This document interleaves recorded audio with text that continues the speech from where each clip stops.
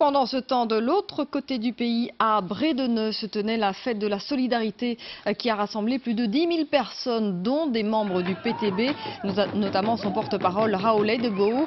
Parmi les invités de marque, Fernando González, libéré après 15 années d'emprisonnement aux États-Unis pour avoir infiltré les réseaux actifs de terrorisme contre Cuba.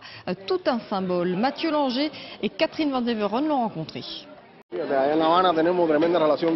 Les embrassades sont chaleureuses, les flashs crépitent. Depuis sa libération, Fernando González entame sa première tournée à l'étranger. Cet ancien espion est devenu un héros bien au-delà de la frontière cubaine. C'est une belle opportunité de rencontrer ces personnes qui m'ont toujours soutenu, de partager cette journée. C'est une expérience unique. Au début des années 90, Fernando et 4 de ses compagnons sont envoyés en Floride par leur gouvernement. Sous un nom d'emprunt, ils infiltrent les réseaux anticastristes de Miami. Leur but, déjouer les attentats américains perpétrés contre l'île par le terroriste Orlando Bosch. En tout, ces espions ont empêché une centaine d'attaques de se produire en prévenant les autorités cubaines à temps, jusqu'à ce que le FBI les arrête le 12 septembre 1998, la fin des aventures des Cuban Five.